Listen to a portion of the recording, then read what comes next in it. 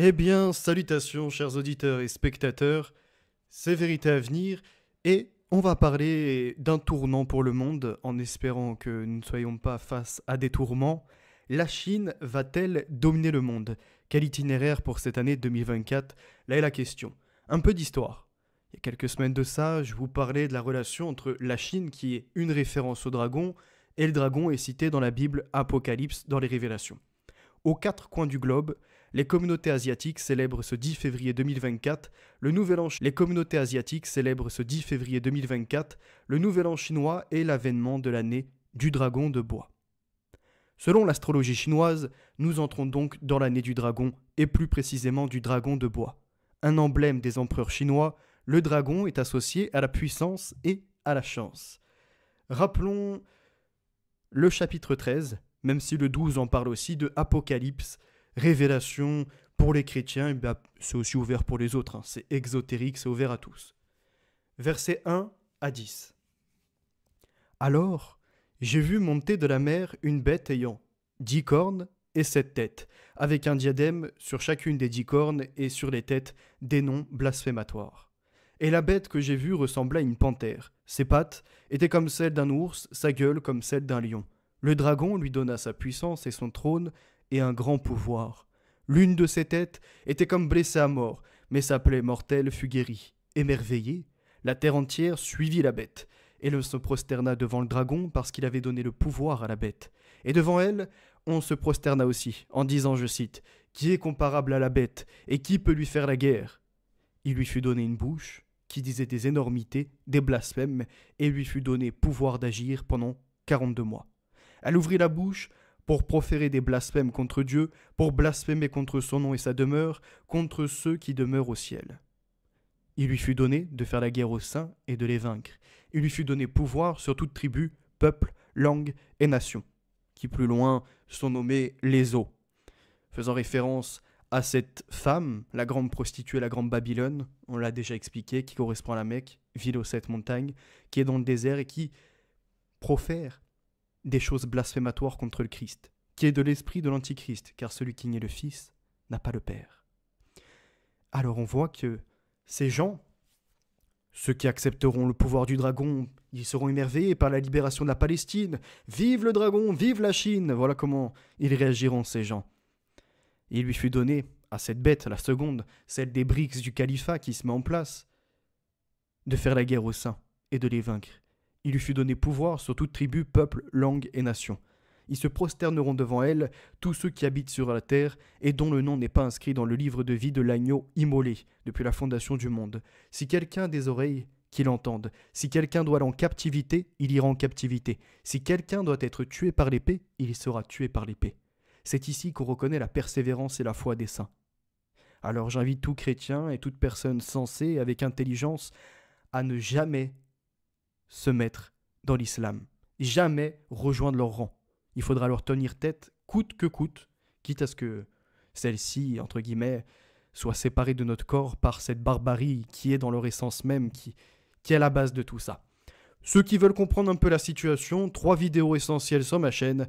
2024, année du califat, fin des temps, c'est la question avec l'autre vidéo, BRICS, l'alliance de la bête, où l'on voit que ce sont des pays musulmans, 5 pays musulmans qui ont rejoint l'alliance, et que les BRICS déjà étaient en grande proportion par millions de personnes, millions de partisans, des islamistes aussi. Et qu'ils attendent une seule chose, ces gens, c'est que cette bête blessée comme à mort, qui fait partie de leur religion, les califats, renaissent. Et pour qu'elle puisse renaître, il faut cette alliance. Et pour que la bête, le Satan, celui qui est antichrist, puisse tromper le monde, il faut qu'il y ait une sorte de légitimité.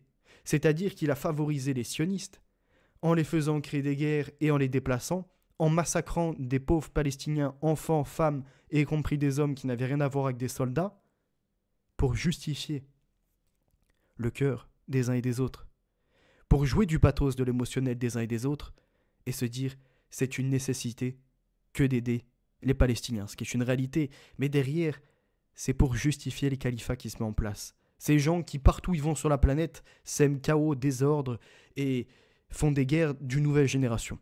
Ce ne sont plus des guerres comme on pouvait le voir par le passé, d'une nation contre une autre nation, avec des militaires en armes, avec des chars, bref, avec des puissances stratégiques. Eux, ils sont dans la quatrième révolution de guerre. C'est révolution de type 4, comme on appelle. C'est des gens qui s'immiscent dans les populations, qui imposent leurs mœurs et qui sèment le désordre par des coups de couteau, par des agressions, des koufars, des mécréants, comme ils le disent. Mais ils ne déclareront jamais que c'est une guerre au nom de l'islam. Ils font ça par taquilla, dissimulation de ce qu'ils sont véritablement.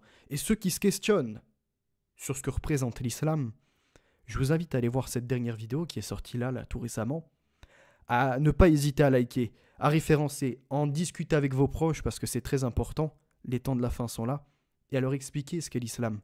Parce qu'il y en a beaucoup qui ignorent de comment c'est arrivé, comment ça s'est répandu. Il faut savoir que dès le début, c'est de la guerre. Dès le début. Et même lorsqu'ils arrivent à obtenir un territoire, où ils peuvent être après entre eux, non, il leur faut aller faire de la conquête. Et continuer de s'étendre. Jusqu'après, à ce qu'ils arrivent au niveau de l'Occident, et hop, là, ils sortent à autre chose. Hein. C'est plus du domaine des petites civilisations, là, ils sortent aux grandeurs, à la civilisation même, et qui ne leur permet pas de rentrer, notamment en France. En tout cas, ils sont vite repoussés. Ils sont repoussés également au niveau de Rome. Alléluia, on peut le dire, on a déjà échappé à ça, même si pour ces temps de la fin, on les laisse entrer.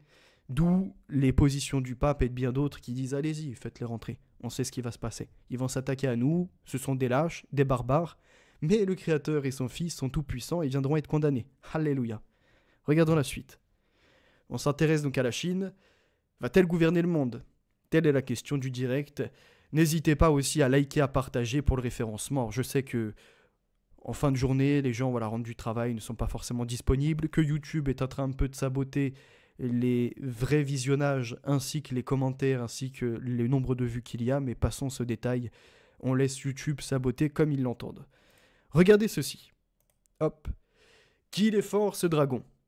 La prise de conscience que l'Empire du Milieu ne se développe plus seulement en fabriquant à bas coût des produits de grande consommation a fait naître une crainte au sein des grandes économies occidentales, États-Unis en tête. Celle de se faire dépasser dans la course technologique mondiale et notamment dans la très stratégique transition environnementale, tant la Chine a pris l'ascendant dans la production de panneaux solaires ou encore des voitures électriques. Il y a aussi, et peut-être surtout, la crainte à Washington de perdre à terme l'avance sur le plan militaire car la Chine fait des progrès considérables dans nombre de secteurs qui n'ont pas que des applications civiles. Mais à y regarder de plus près. Le dragon ne montre-t-il pas aussi des signes de fébrilité? Le ralentissement récent de la croissance chinoise est le symptôme de crise profonde qui pourrait limiter la capacité du géant à coiffer ses rivaux au poteau dans le sprint final pour la domination mondiale. Sauf à ce qu'ils trouvent des alliés et ce qu'ils sont en train de faire. La Chine commence à décliner un peu, pourtant c'est l'un des plus grands dangers pour l'Occident et pour les Américains. Et voilà qu'elle se trouve une nouvelle alliance. Elle renverse l'échiquier, si je puis dire, c'est-à-dire elle renverse certains pions de l'adversaire parce qu'elle sait qu'il ne faut pas s'attaquer directement aux tours, aux cavaliers, mais d'abord les pions, puisque si ces derniers viennent à traverser le plateau, ils peuvent redevenir importants. Donc, comme dans toute guerre, c'est un peu asymétrique. Ils s'attaquent à certaines forces. Et on en reparlera après. Le djihad, c'est la même chose. Ils ne s'attaquent pas directement au pouvoir. Ils ne vont pas mener la guerre à des dirigeants ou encore à des militaires. Non, ils le font dans la population. Ils s'attaquent aux pions qui demain peuvent devenir leur adversaire et renforcer les camps militaires, entre autres. Pékin ménage pour cela la chèvre et le chou en se rapprochant de la Russie, mais pas trop, pour maintenir des relations avec l'Occident. Et en attirant doucement dans sa toile des pays en développement. Faut-il dès lors en avoir peur? Élément de réponse dans ce dossier. En dehors de l'introduction que j'ai pu effectuer, on sait très bien, la Chine sera également le danger pour les chrétiens. Après avoir été l'atelier du monde, voilà que la Chine cherche à exercer une domination technologique globale. Beaucoup reste encore à faire pour y parvenir, même si elle est déjà leader dans plusieurs domaines stratégiques et vous avez la spectaculaire croissance chinoise au niveau du produit intérieur brut par habitant, qui est passé, on va dire à peu près de 5 000 à plus de 16 803 $ par habitant. Il y a donc une spectaculaire avancée, c'est quasiment multiplié par 3. Le produit intérieur brut, après ça dépend encore une fois, le pouvoir d'achat peut être un peu dissocié par les inflations, par ce genre de choses. Renforcer son autonomie stratégique. Je cite. L'importance accordée par le régime chinois à la technologie n'est pas nouvelle, nous rappelle Emmanuel Véron, docteur en géographie et spécialiste de la Chine contemporaine associé à l'INALCO. Une série de programmes se sont succédés depuis 40 ans. Mais depuis une dizaine d'années, les efforts se sont accentués et le rapport à l'innovation a changé. Je cite à nouveau François Chimitz, économiste au CEPI et analyste au MERIX, un think tank allemand qui est spécialiste de la Chine, qui nous dit « En 2012, l'innovation est perçue comme un moyen d'atteindre le développement économique. À partir de 2017, s'ajoute une dimension géopolitique. L'innovation devient un accélérateur de puissance pour la Chine. Depuis 2022, c'est clairement cette seconde dimension qui domine. Objectif donc pour Pékin, devenir un leader technologique pour exporter des produits à plus forte valeur ajoutée et renforcer son autonomie stratégique. Présenté en 2015 et conçu pour faire passer la Chine du statut d'usine du monde à celui de grande puissance industrielle à échéance 2025, le plan Made in China 2025 cible 10 secteurs parmi lesquels figurent l'intelligence artificielle, les semi-conducteurs, j'ajoute une insertion, il faudra pour cela s'attaquer à Taïwan, hein. Ça c'est dans l'équation même.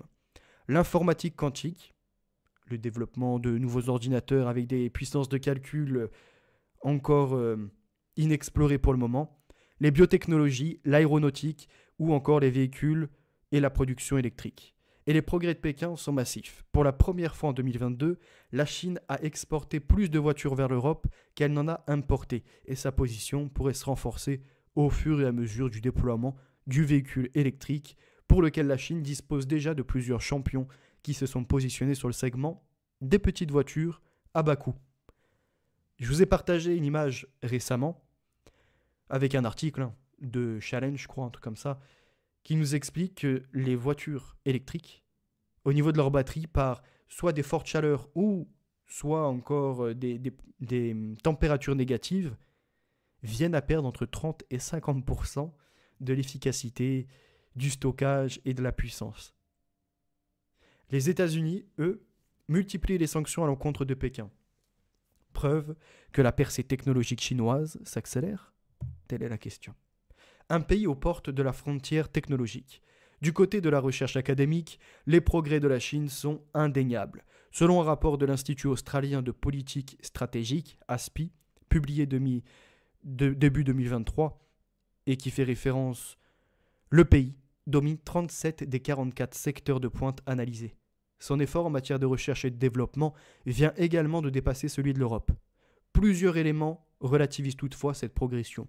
La recherche chinoise est essentiellement tournée vers la recherche appliquée, au détriment de la recherche fondamentale, plus susceptible de produire des innovations de rupture. Je rappelle que la Chine est également à la pointe de la biotechnologie, de la réédition du code de vie, de la modification de nos A, C, G, T, tout ce qui est au niveau de notre code génétique. Ils sont dans le génie génétique. Peut-être capables par la suite de développer des animaux plus résistants ou encore de développer des bactéries, de nouvelles choses qui pourraient s'attaquer aux cultures, par exemple, aux agricultures, aux animaux européens, quand eux, ils auraient la solution pour pouvoir soigner, ou en tout cas pour pouvoir immuniser de ces bactéries et de ces virus leurs propres animaux et ne pas entraîner une famine dans leur pays. On rappelle que dans l'Apocalypse, il est dit qu'à un moment, il y aura des famines.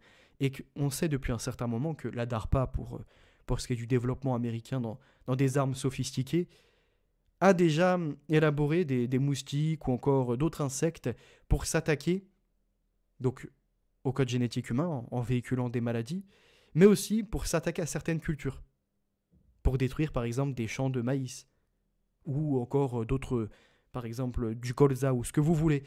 Ils ont comme ça modifié génétiquement des insectes pour s'attaquer à des cultures.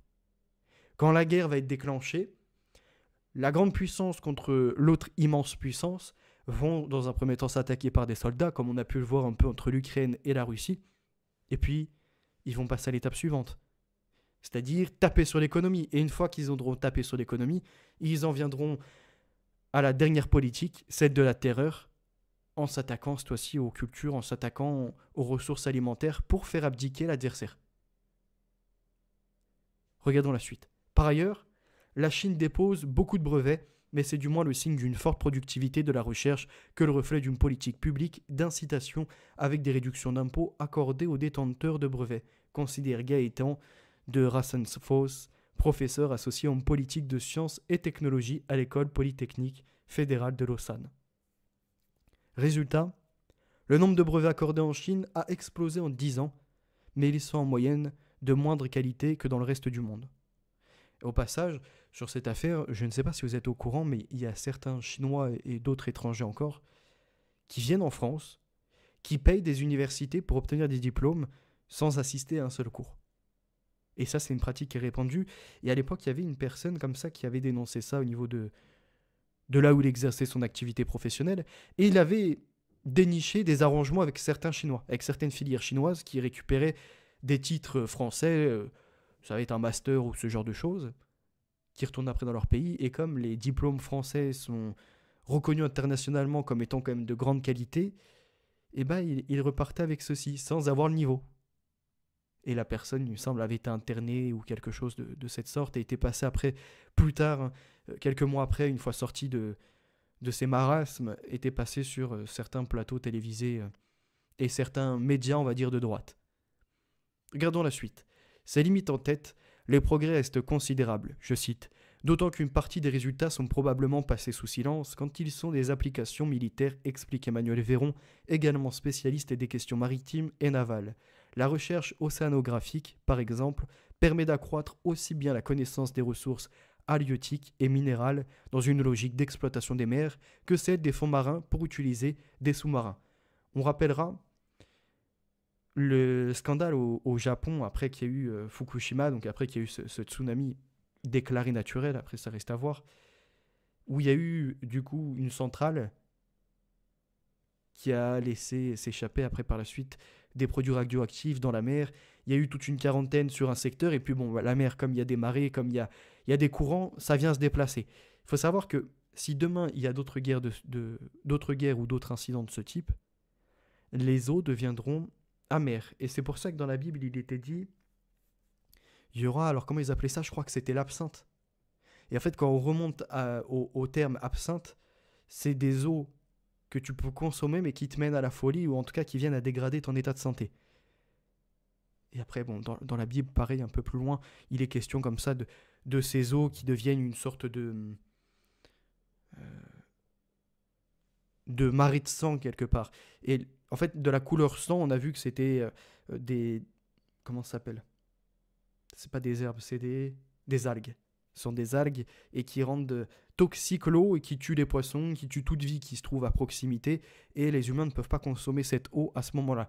La guerre de demain, même si ça en fait rire certains, sera aussi sur l'eau, sur l'accessibilité aux denrées alimentaires et sur l'eau. Regardons la suite.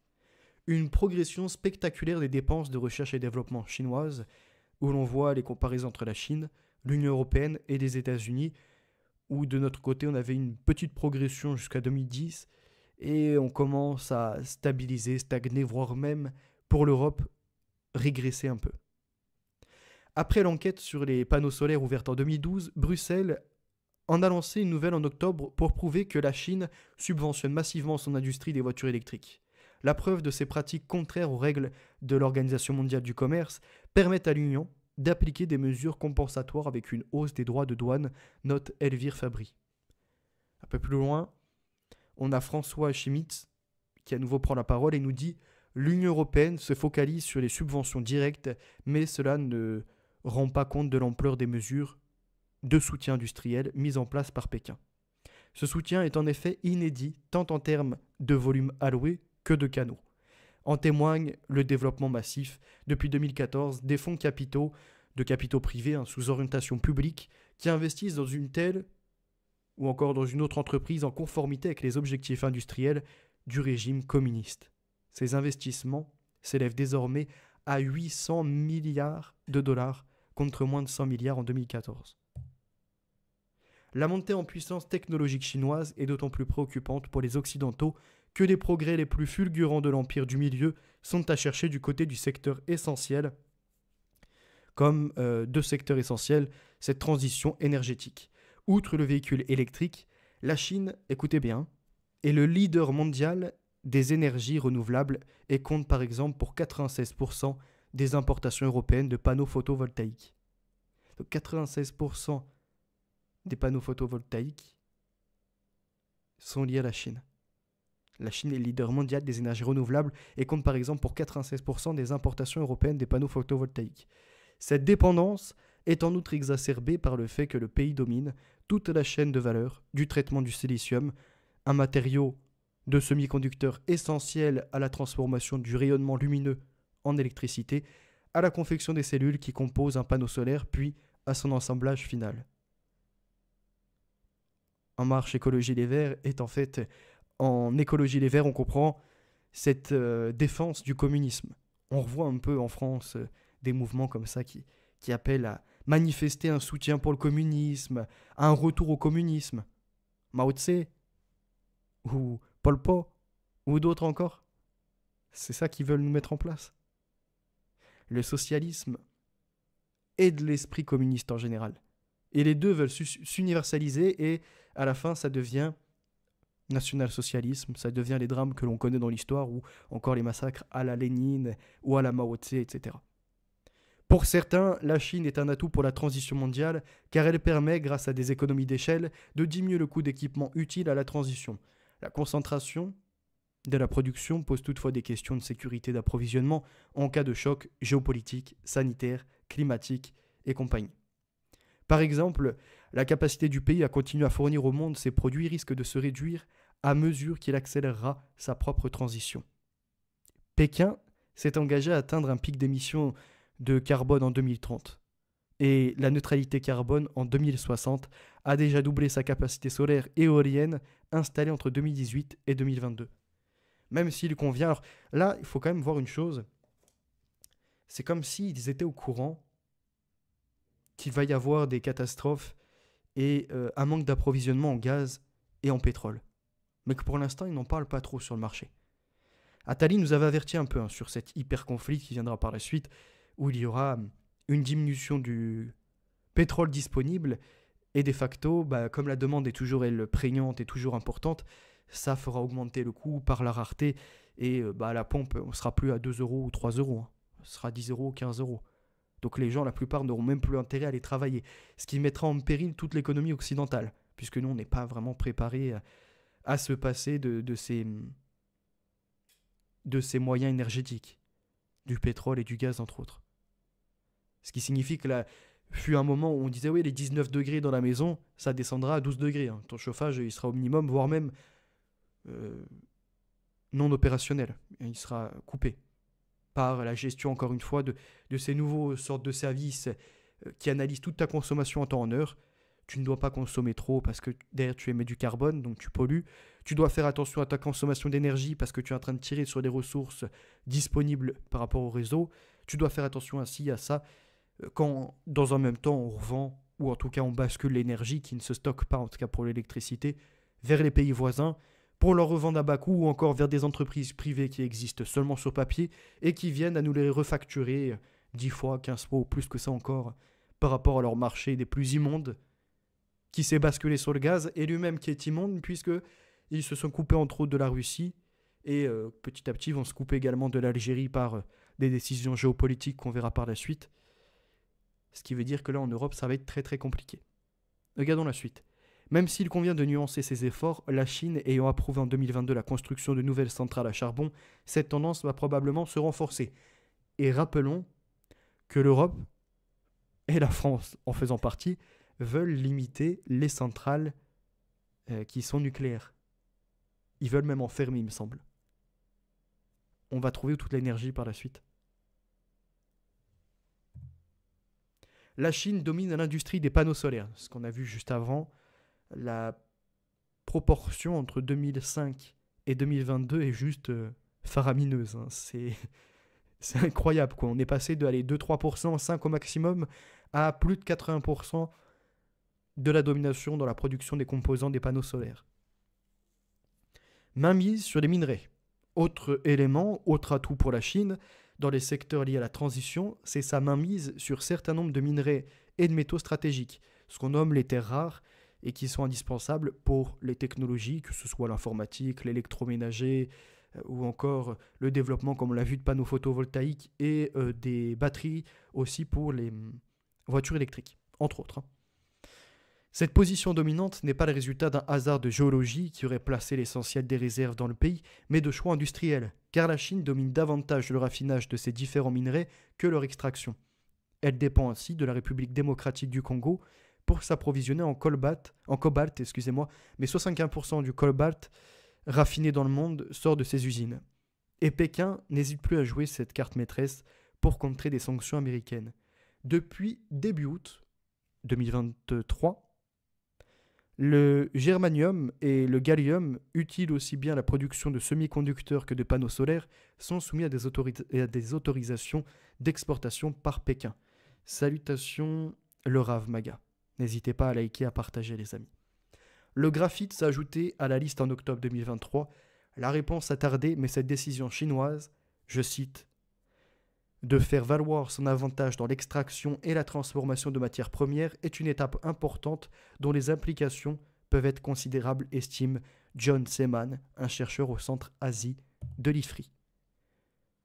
En troisième point, les semi-conducteurs, le talon d'Achille, où on voit cette préparation, en tout cas militaire, pour se saisir de Taïwan et mettre fin, en tout cas, à l'hégémonie américaine et surtout faire une contrebalance, puisque les Américains, par une défense de Taïwan, leur donnent des directives. Ne vendez pas tant de semi-conducteurs, limitez l'exportation vers la Chine, parce que demain, ils viendront de toute façon à vous contrôler et ils veulent s'accaparer vos terres. Donc nous sommes les défenseurs, en tout cas du point de vue américain. Après avoir, en octobre 2022, imposé des contrôles sur les exportations de semi-conducteurs produits aux États-Unis et utiles aux supercalculateurs ou encore au développement de l'intelligence artificielle, on a les autorités américaines qui ont convaincu les Pays-Bas de cesser d'exporter vers la Chine les machines nécessaires à la gravure des puces les plus avancées produites par l'entreprise hollandaise ASML. Et ça, c'est revenu sur le devant de la scène très récemment. Ils en reparlent encore dans les médias avec ces politiques.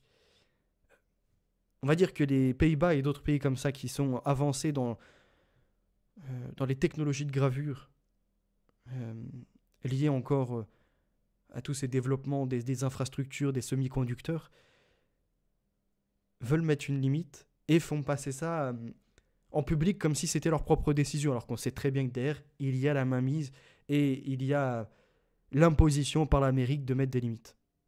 La multiplication des sanctions est un réel frein pour Pékin, car la chaîne de production des semi-conducteurs est largement mondialisée et que le degré de spécialisation requis à chaque étape de production place un pouvoir important dans les mains de quelques firmes, en l'occurrence hollandaise avec ASML qui produit les équipements utiles à l'industrie des semi-conducteurs ou encore taïwanaise avec TSMC, la plus grande fonderie au monde qui produit des puces à partir de machines d'ASML.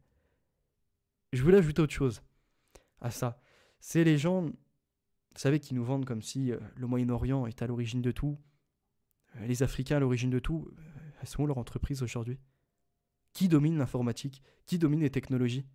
En développement d'applications, ou encore en construction informatique, en infrastructure, notamment l'IOS, le côté de l'interface, qu'elle soit d'ailleurs graphique ou non, parce que l'interface graphique est arrivée après le développement de ces lignes de code. C'est seulement une simplification, une mise en image, quoi. Mais ils sont où tous ces pays africains et pays du Moyen-Orient qui se veulent à la base même de toute civilisation, de toute modernité, et qu'on aurait seulement siphonné des choses chez eux, et qu'après, en disant siphonner, voyons, on s'est accaparé leur savoir, et alors qu'ils étaient déjà bien plus évolués, il y en a d'autres qui nous sont cachés encore. Mais ils sont où tous leurs savoirs ?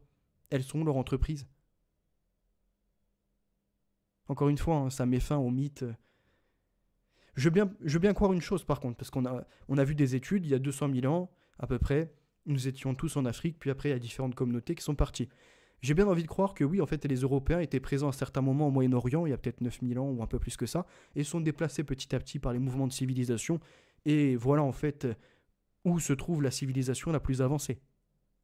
Et ce que l'on voit en fait avec à la fois les développements de civilisation par les lois qui sont mises en place, par les infrastructures, par l'architecture, mais aussi par les développements, qu'ils soient mécaniques ou technologiques, voire même par les questionnements philosophiques et économiques. Mais ça, c'est encore un autre sujet. Regardez la suite. Pour l'instant, les États-Unis dominent les phases de conception des puces, la Chine ne domine que la fin de la chaîne de valeur au niveau de l'assemblage, du packaging et des tests, décrit Eve Barry, économiste chez Coface. Et rapidement, je reviens sur ce que je disais avant, j'en vois certains qui vont déjà pleurer, ils ont déjà les larmes et une petite colère comme ça qui leur fait serrer la mâchoire. Ces gens-là, ils vont dire oui, il y a certains pays qui ont été attaqués, mais il y en a bien d'autres qui sont libres depuis des décennies. Et il y en a même qui pour le moment n'ont même pas été attaqués sur leur propre territoire, comme l'Iran, et d'autres encore pays voisins. L'Arabie Saoudite, qui est libre, son seul savoir émane toujours de ce qu'elle peut acheter à l'étranger, mais qu'est-ce qui émane de chez elle? Quelles sont les productions? De ses savants, de ses docteurs. Regardez la suite. Fin août 2023. La Chine a toutefois franchi un cap dans la course à la miniaturisation à laquelle se livrent les géants du secteur, en annonçant la présence dans le nouveau smartphone de Huawei d'une puce de 7 nanomètres produite par l'entreprise chinoise SMIC. La frontière technologique qui se situe aujourd'hui à 3 nanomètres n'est toutefois pas encore atteinte et la réussite commerciale d'une telle puce pas assurée. Puis il faut savoir que selon la loi de Moore, donc tous les 18 mois ça double en capacité et en miniaturisation des technologies. Et d'autres spécialistes aujourd'hui disent que cette loi, petit à petit, va ne plus être prise en compte, parce qu'on arrive à un moment où le miniature dans le miniature, non, ce n'est plus possible. Voyez, on atteint des limites. Il y a bien des limites à toute forme d'évolution ou de progrès. On a Mathilde Vellier qui va nous expliquer que la Chine a besoin des machines à ultraviolet extrême d'ASML qui font désormais l'objet de restrictions d'exportation pour massifier cette production. Elle peut en théorie produire des puces de 7 nanomètres avec les anciennes générations de machines, mais cela sera moins efficace et plus cher. La Chine est par contre peu présente dans la chaîne des productions des semi-conducteurs, ce que l'on observe. Vous avez à l'image un graphique avec les États-Unis qui sont en forte majorité dans cette part de valeur ajoutée, et la Chine qui est donc en rouge à 9%. Dans la fonderie avancée, qui permet davantage de miniaturisation et de capacité de calcul des puces, la Chine a un retard de 2 à 3 ans sur les leaders que sont les Taïwanais, TSMC, ou encore le coréen Samsung, estime Pierre Sell. Je cite à la suite de ce qu'il va nous dire. Ces compétences sont importantes mais pas vitales pour des applications comme l'intelligence artificielle, nuance-t-il toutefois. Par ailleurs, la Chine peut tirer son épingle du jeu dans d'autres segments de la fabrication des puces. Les fonderies chinoises maîtrisent en effet la production de puces de 28 nanomètres et plus, largement suffisante en tout cas pour la majorité des applications des microcontrôleurs industriels à l'électronique grand public. La nouvelle loi sur l'espionnage, entrée en vigueur en juillet 2023, donne beaucoup de marge de main-d'œuvre aux autorités, note Sophie Yev-Viorka, citant également les nouvelles réglementations chinoises sur le partage et le stockage des données et le renforcement, ces 3 dernières années, de la présence physique du Parti communiste dans les entreprises à la fois domestiques et étrangères. Et par cette répression de surveillance, dont on reparlera en fin de direct, vous avez donc la notation de la population. Si vous êtes un mauvais citoyen, une obligation de suivre sur une application des discours, des vidéos, des articles qui sont à l'effigie de Xi Jinping ou encore de son parti qui en soi est un communisme. Et ça, je l'avais abordé il y a quelques mois de ça déjà par ces développements d'intelligence artificielle, de reconnaissance faciale et petit à petit de fichage où tu ne peux pas être contre l'universel. Il s'impose à toi. Le dragon impose ses conceptions. La corruption à grande échelle, notamment les pratiques de collusion au niveau local, limite également l'efficacité des politiques industrielles. Pour repérer les entre guillemets petits géants, c'est-à-dire les petites et moyennes entreprises innovantes les plus prometteuses vers qui l'État chinois veut drainer de plus en plus de fonds, les autorités ont mis en place un système qui repose sur l'identification des firmes D'abord, au niveau des municipalités, pour les plus petits champions, puis des provinces pour les moyens champions, etc., en remontant jusqu'au niveau national et au mastodonte. L'orientation des fonds vers l'économie innovante reste ainsi à la discrétion des autorités locales qui peuvent en profiter pour favoriser leurs proches et qui raisonnent en fonction d'objectifs de croissance et d'emploi à court terme, décrit François Schmitt.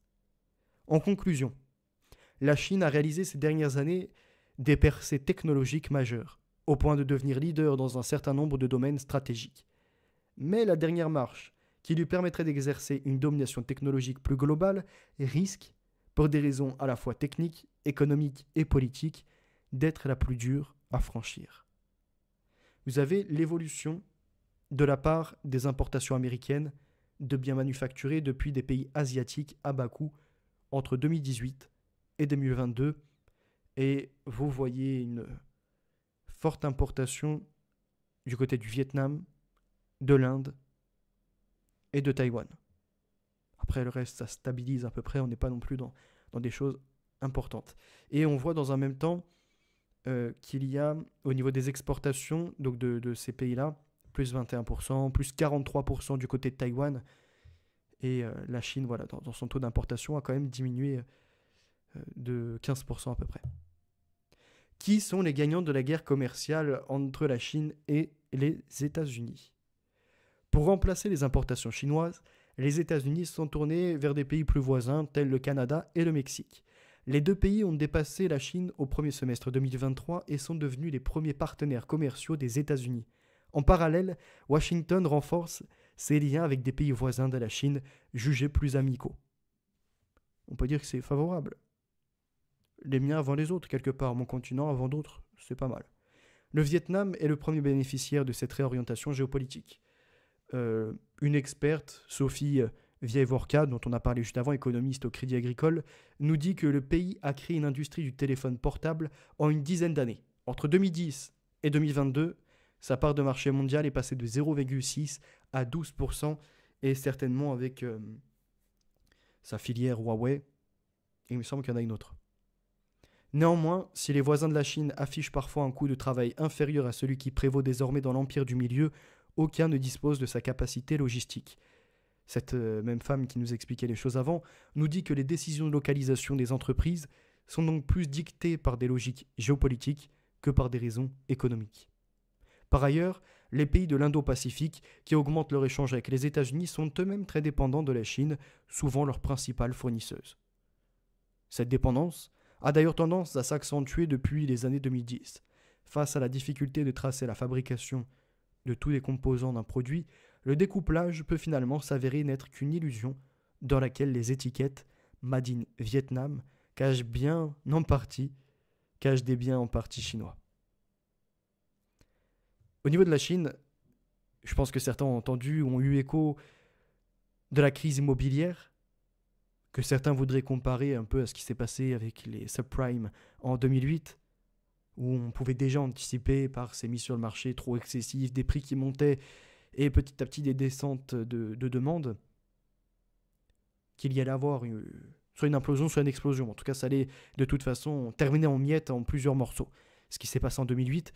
En Chine, ils tentent petit à petit de dégonfler les bulles. Ils ont peur que, la bulle d'un côté immobilière, la bulle de l'autre par les semi-conducteurs où ils se retrouveraient bloqués, les autres encore au niveau du vieillissement de la population, par exemple. Alors même si là on n'est plus sur des bulles économiques, enfin en tout cas de spéculation, on est tout de même sur des bulles, on va dire, qui peuvent impacter la santé économique. On en reparlera plus tard.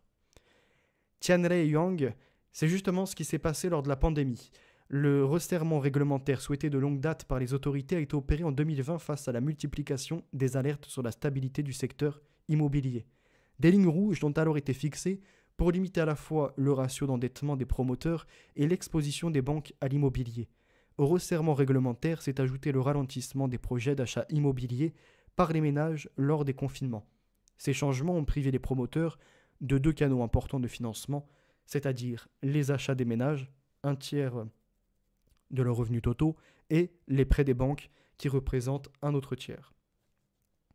On a les économistes Camille Macaire et Michel Aglietta qui sont rattachés au Centre d'études prospectives et d'information internationale, le CEPI, qui nous ont dit, je cite, « L'impact économique a été direct. Evergrande a été mis en défaut de paiement, entraînant d'autres promoteurs dans sa chute, ainsi que de nombreux fournisseurs et sous-traitants.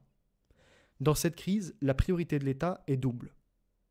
D'abord, faire reprendre les chantiers encore rentables, 30% des logements payés entre 2013 et 2020 n'ayant pas été livrés, et maîtriser la chute des prix pour ne pas pénaliser les ménages dont 70% du patrimoine est investi dans l'immobilier, expose Sophie Yeviorka, économiste au Crédit Agricole.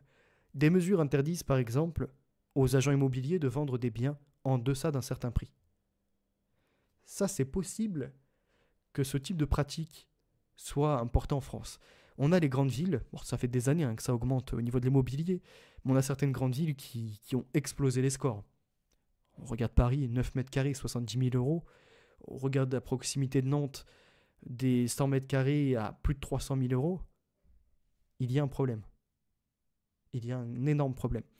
Après, bon, il y en a qui sont à moins cher, à 150 000 euros, mais vous en avez comme ça selon les localisations, puis encore une fois, l'état du logement, son côté de... s'il est bien isolé, et encore les matériaux utilisés, bref, qui vont faire augmenter les prix. Pour tenter un peu de diminuer la bulle, en France, nous, on n'a pas eu comme ça des choses assez strictes qui ont été mises en place. On a juste eu la mise en politique, on va dire, d'interdire soit la location, soit la vente de logements qui ne respectent pas certaines normes dites écologiques, pour notamment les énergies, ce genre de choses, dont l'isolation des bâtiments, ça en fait partie. Donc ils ont appelé à la rénovation, ils ont sorti le pactole. Au passage, en France, on rappelle, on sort un peu du domaine chinois, qu'il y a énormément d'entreprises qui ont pullulé comme ça, pouf, pouf, pouf, pouf, elles arrivent de toutes parts, et pour rénover les bâtiments. Donc rénover les maisons, rénover les appartes, avec des devis surfacturés, en expliquant aux clients que de toute façon, eux, ils en paieront qu'une partie parce que l'État met la main à la poche, et voilà comme il y a du détournement d'argent. Et dans le BTP, on voit à peu près quels sont les profils qui exercent de cette façon-là. Bref, passons ce détail. Le risque de baisse étant particulièrement élevé en dehors des grandes métropoles, au contraire à Pékin, Shanghai, Guangzhou ou encore Shenzhen, la pression foncière est forte en raison de la faible disponibilité des terres sur lesquelles les autorités essaient de maintenir une production agricole pour des impératifs de sécurité alimentaire. Je voulais ajouter un complément à ça, pour la France en tout cas. Vous voyez, on importe énormément comme ça de populations étrangères où on en laisse entrer illégalement sur le territoire, et même certains des étrangers présents sur notre territoire illégalement peuvent obtenir des APL. Plus à côté d'autres aides encore sociales, enfin, c'est aberrant. Mais surtout, ça prouve que ça va créer une tension sur la disponibilité du marché et favoriser certains petits bourgeois gauchistes qui te disent qu'ils sont pro-immigration alors qu'ils se mettent dans des arrondissements où jamais ils n'iront à rencontrer, ou encore ils n'auront à rencontrer ces profils qui nous font venir. C'est pour certains des personnes qui veulent s'intégrer dans la société, pour d'autres ils veulent sortir de la misère, et enfin pour les derniers veulent seulement semer le chaos, profiter des aides et être des gangrènes pour la société. Et ils sont bon nombre tout de même. Ces gauchistes-là qui sont favorables, voyez. Allez, faites-le rentrer. Comme ça, le prix de l'immobilier augmente. Ils se barrent à l'étranger, ils se barrent dans des endroits assez tranquilles, et ils font leur vie. Et une fois qu'ils sont à l'étranger, ils te louent après, ou ils te sous-louent des KGB, 30 mètres carrés, 20 mètres carrés, à des personnes venues de l'étranger, à 400, 500 balles. Et derrière, ces étrangers ont en partie des APL qui leur prend à hauteur de 300 euros, 350 euros leur logement. Ces patrons-là sont un max de blé. Les autres, bon, ça les dérange pas, parce qu'en fait, ils en ont rien à faire de la France, donc que l'État dépense 500 ou 1000 ou 10 000 euros même pour eux, ils s'en foutent. Si l'État vient à tomber, la France vient à tomber, pour eux, c'est que victoire, et demain, c'est une conquête qui peut s'exercer. Mais nous, pendant ce temps-là, on en paye le prix. C'est pour ça que souvent, il y en a qui veulent faire une sorte d'amalgame en mode les droitards sont des racistes parce que tu as 2-3 groupuscules de crétins qui se disent de droite et qui sont en même temps alliés à des sortes de trucs nazis, alors qu'ils n'ont pas compris que les nazis ont combattu la France, que les nazis ont combattu la chrétienté. Donc ces gens-là sont des débiles. Maintenant, ce qu'il faut voir, c'est que finalement la raison ne prime pas. Parce que certains étrangers, si tu appliquais les mêmes politiques qui se déroulent en France par ces putains de gauchistes dans leur pays d'origine, ça serait les premiers à se mobiliser, à faire des manifs, à pourquoi pas entrer en invective de façon plus violente avec les autorités et compagnie. Mais tant que ça ne se fait pas dans le pays qui leur porte à cœur, ils n'en ont rien à faire. Et comme la France est de moins en moins portée au cœur des gens, autant vous dire qu'ils attendent qu'une seule chose, c'est sa ruine, pour après établir, et là où ils n'ont pas compris, c'est qu'il y en a certains, ils se disent, allez, ça sera l'Algérie bis, d'autres, ça sera le Maghreb bis, vous voyez, allez, tous ensemble, Maroc, Algérie, Tunisie, pour conquérir la France. Mais ils oublient qu'en fait, il y a aussi les Africains noirs qui ont le même état d'esprit, se venger du colonialisme, bref, que des gens qui vont à la fin comprendre qu'une fois que ça sera la chute de ce qu'ils détestent, entre guillemets, c'est-à-dire les autorités dites blanches, occidentales, etc., ils se retrouveront comme ils étaient déjà dans leurs conditions africaines, c'est-à-dire à s'entrebouffer les uns avec les autres. Ni plus ni moins. C'est-à-dire que souvent ils disent oui, l'Occident c'est ci, c'est ça. Par le passé, il y a des atrocités qu'il faut dénoncer, et les criminels, il faut les condamner. Mais si on les laisse dans leurs conditions comme ils le veulent, comme ils l'entendent au fond d'eux, ça se déroulera comme c'est le cas en Afrique.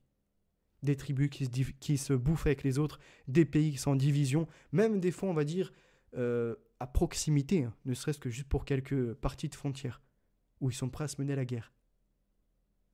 Donc c'est bien beau de vouloir donner des leçons à l'Occident tout le temps, en disant l'Occident, c'est le bourreau facile à trouver, si je puis dire. C'est l'adversaire sur lequel on peut crier, sur lequel on peut s'énerver, qui ne répond pas forcément, qui laisse la liberté d'expression. C'est parce que tu viens de telle ou telle contrée qu'on va t'interdire. Vas-y, tu veux nous cracher dessus, bon, fais-toi plaisir. Tu veux même des subventions pour le faire, parce que c'est quand même beaucoup d'associations gauchistes qui véhiculent ces idées. Vous êtes des victimes, vous êtes des racisés. Les mêmes qui interviennent et qui vous disent « il n'y a pas de race », ce qui est une réalité, il n'y a pas de race. Mais alors pourquoi parler de racisés ? C'est ces gens qui ont une double conception. Ils sont sous dissimulation de ce qu'ils veulent véritablement. La guerre, la destruction de la chrétienté. La fin de notre civilisation qui était si grande, si harmonieuse. Même si, encore une fois, faut-il reconnaître, oui, qu'il y a eu des atrocités commises. Et qu'il y a des politiques inacceptables, même de la part de Vatican. Faut pas se leurrer. Les chrétiens, ceux qui sont dans la réalité, dans la vérité, ils peuvent dire les termes. C'est pas comme d'autres où tu leur dis, tiens, regarde, ton prophète, il a abusé d'une petite fille de 9 ans, et qui disent, tiens, mais regarde, le Talmud, ça a 3 ans et 1 jour. Mais le Talmud est aussi atroce que 9 ans. 3 ans ou 9 ans, c'est aussi atroce, l'un et l'autre. Donc, en fait, entre ces mythes, je comprends un peu que voilà, vous ayez peut-être partagé des codes, mais ils ne sont pas les nôtres. Alors, je ne suis pas antisémite, hein, mais je me dis juste que, quelque part, les deux sont des mêmes contrées, des mêmes idées, même s'ils font croire qu'ils sont opposants, qu'ils sont en train de lutter. C'est comme si l'un avait créé l'autre, quelque part. Comme si, bon, celui qui était un peu plus ancien, le juif avait créé l'islamiste, quoi. Le sioniste avait créé l'islamiste. Et c'est la même pièce. C'est les deux qui se combattent, mais qui veulent arriver aux mêmes finalités. C'est exactement ça. Regardez dans le monde, partout où ils vont, c'est le chaos, et ils se divisent pourquoi en priorité ? Israël-Palestine. Sioniste, islamiste. C'est tout. Il faut dire les termes. Regardez la suite. Donc revenons à cet article. Au niveau national, le nombre de transactions va rester durable, 10 à 20% de ça du niveau 2020. Alors si je parle en même temps de Israël et Palestine, c'est parce que ce n'est pas l'Arabie Saoudite qui va intervenir, même si elle se veut garante de la Sunna, des enseignements ou encore de leur Houma. Ceux qui vont intervenir, c'est les Chinois. C'est eux qui vont mettre un holà à tout ça, qui vont mettre un stop, et c'est là que des briques de cette nouvelle alliance, le califat reverra le jour, et ils seront à la fois dans l'adoration de ce communisme, parce que le califat est un communisme en soi. C'est martyriser pour mieux gouverner. On en reparlera plus tard. Donc une attractivité moindre, 20%, c'est la part des exportations dans le PIB chinois contre 40% en 2006. Ils sont donc petit à petit dans une régression de ce qui est exporté. Un jeune sur 5 est au chômage. Le taux de chômage des jeunes, qui n'est officiellement mesuré en Chine que pour les zones urbaines, a dépassé les 20% au début de l'année 2023. Solution des autorités, cessez de publier les chiffres. On ne voit pas, c'est bon, ça n'existe pas. On a l'impression qu'ils sont inspirés de Macron. Vous voyez, les Xi Jinping, quand ils rencontrent Macron, comment vous faites votre politique en France ? En France, quand il y a un problème, au début on l'expose, puis après quand ça commence à faire scandale, on l'enterre. Ils font les mêmes pratiques. Cessez de publier les chiffres, ça n'existe plus. Enfin, sur le papier en tout cas. Mais de quoi ce chômage est-il le nom ? Les causes sont multiples. Il y a notamment une inadéquation entre les compétences des jeunes, qui sortent de plus en plus nombreux de l'université, et celles recherchées sur le marché du travail, explique Marie-Françoise Reynard de l'université Clermont-Auvergne. Je vais ajouter autre chose à ça. Vous savez qu'en France, récemment, on a à Grenoble des affiches qui apparaissent. 23% de chances de moins d'être recruté par rapport à une femme voilée. 30% de chances de plus d'être discriminé pour le logement. On voit une noire. Et puis, bon, bref, on voit un chinois. Ils ont fait toutes les variétés possibles. Et c'est écrit en tout miniature la source de cette étude. Sauf que quand vous regardez sur Internet et même sur leur site officiel de la mairie de Grenoble, la ligne qui est censée te renvoyer à cette étude, elle est illisible. Tu as beau récupérer même les documents originaux pour après les charger, essayer de faire des zooms, améliorer la qualité, c'est illisible. Donc ce que j'ai fait de mon côté, c'est que j'ai envoyé un mail, et je vais récupérer cette étude que je vais décortiquer, parce que dans Alternative économique, c'est dans Alternative économique, il me semble que j'ai vu ça, en fait, les différences entre, on va dire, l'autochtone et les maghrébins, ou encore les africains noirs, ou encore les asiatiques, elle n'est pas si grande que ça. Et encore une fois, dans ces conceptions, il faut voir comment le CV a été présenté, comment la personne, au bout du fil ou encore en entretien, s'est affirmée, a répondu, est-ce qu'elle a hésité, est-ce qu'elle est venue avec des accoutrements qui ne correspondent pas forcément aux valeurs de l'entreprise. Tu arrives avec un voile, est-ce que l'entreprise accepte ça? Tu es en France. Ça ne te plaît pas, c'est autre chose. Ça ne te plaît pas, à ce moment-là, fais hijra. Tu trouveras dans bien d'autres pays musulmans la possibilité de t'épanouir. Mais j'en vois beaucoup aussi qui disent discrimination, ça fait 5 ans que j'essaie d'obtenir un logement. Arrêtez de vous mentir. Regardez les HLM par qui ils sont habités. Oui, mais les HLM, c'est pas pareil. Arrêtez. Les HLM, c'est les loyers modérés. C'est les Français, ils aimeraient accéder à ça que d'être dans le privé, de payer une blinde. Qu'est-ce que vous venez vous plaindre? Alors après, c'est sûr que quand vous commencez à habiter tous entre vous, que vous dégradez les choses et que vous n'avez pas un savoir-vivre, bah à la fin, évidemment que ces zones-là de non-droit, ces zones-là où c'est délabré, où c'est insalubre, bah ce n'est plus vivable. Mais ne vous plaignez pas de vos comportements. Pour les métiers, c'est pareil, je l'ai prouvé. Si véritablement ils étaient discriminés, qu'il y avait un racisme systémique, comme certains putains de gauchistes tentent de le laisser entendre, pour en réalité mieux nous diviser, il n'y aurait pas autant de mobilisation d'associations en France, prenant quasiment 1 milliard par an de subventions publiques. Ça n'existerait pas, les mairies, elles disqualifieraient immédiatement. Il n'y aurait pas autant de commerces, si je puis dire, étrangers, c'est-à-dire que ce soit des commerces japonais, ou encore que ce soit des petites épiceries pakistanaises, ou encore des kebabs ou d'autres restaurations qui soient donc un peu plus turques ou maghrébines. Il faut arrêter de se mentir. Allez dans toutes les villes, vous allez voir. Il n'y a aucune discrimination systémique. Qu'il y ait quelques discriminations, même dans leur communauté, ça existe. Mais ils ne te le diront pas. C'est-à-dire qu'il y en a certains de leurs confrères ou de leur communauté, peu importe comment on entend la chose, qui ont monté des sociétés qui vont me dire, hein, ils vont faire fonctionner leur réseau privé. Ouais, si t'as, je sais pas, Malik, si t'as Kaoussou, ou si t'as encore Fares, ou peu importe, vas-y, donne-moi leur CV et je les recrute, avant d'avoir un Antoine, avant d'avoir un Kevin. Et ça, ils vont le nier. Pourtant, c'est la réalité. Et pareil, dans toute communauté, c'est comme ça. Même entre gens et entre bien d'autres personnes encore, ils se favorisent. Et les miens avant les autres. Et puis, comme je l'ai déjà dit, il est tout à fait logique qu'en France, il y ait plus d'entreprises et plus de salariés qui soient autochtones blancs, puisque nous sommes présents depuis 5, 10, 15, 20, ou si ce n'est plus encore de générations en France, ou en tout cas dans les pays voisins européens. Donc il y a des codes qui sont partagés. Des gens qui ont débarqué après 1945. Et plus précisément, l'immigration africaine qui s'est véritablement fait ressentir, c'est après les années 70, après le rapprochement familial. Ça fait 50 ans qu'ils sont là. Et ils se plaignent de ne pas avoir autant d'entreprises, autant de richesses. Alors qu'en soi, il y a l'égalité qui est présente. Mais c'est juste que c'est logique. Si moi, demain, je viens à émigrer dans leur pays, je n'irai pas me plaindre que je suis moins riche ou moins propriétaire, ou encore que dans leur entreprise, il y a plus de noirs que de blancs, ou il y a plus d'arabes que de blancs. C'est logique en fait. Mais il n'y a qu'en France où on sacrifie les nôtres pour favoriser les autres. Il n'y a qu'en France où on aime bien comme ça cracher sur notre population. Où tu n'as même plus le droit de faire de la préférence, si je puis dire. C'est pas de la discrimination en disant il n'y aura aucun noir ou aucun arabe ou aucun asiatique dans ma boîte. C'est de dire principalement s'il y a un autochtone qui est là, qui se présente avant, bah, je le favorise. Je favorise les miens. C'est tout, c'est une logique. Mais la plupart sont hypocrites. C'est triste. Bref, revenons à l'article. Un ingénieur spécialisé dans les semi-conducteurs n'aura aucun mal à trouver un emploi, mais d'autres secteurs sont moins protégés, abonde Sophie Yev-Yorka, économiste donc au Crédit Agricole. Les restrictions récentes imposées par le pouvoir au secteur de la tech, par exemple, y ont réduit le vivier d'emploi disponible, menacé pour certaines par des enquêtes pour abus de position dominante, pour d'autres par la réglementation des tarifs des cours de soutien aux élèves qui sont très publicités en Chine ou encore par une censure toujours plus stricte. Les firmes de la tech ont multiplié les plans sociaux depuis 2021. Ce qu'il faut voir aussi, je reviens rapidement sur le sujet de la France, c'est ces gens qui appellent à la discrimination. Je vous invite à, ne serait-ce que d'aller dans un kebab, d'aller dans une boutique de coiffure afro, d'aller encore dans les boutiques asiatiques qui vendent des épices et puis bien d'autres alimentations encore, ou encore dans des petites boutiques de pack-pack, les Pakistanais. Est-ce que vous voyez des blancs qui sont en train de tenir la caisse ou en train de faire la mise en rayon? Aucun blanc. Bah, elle est où la diversité là-dedans?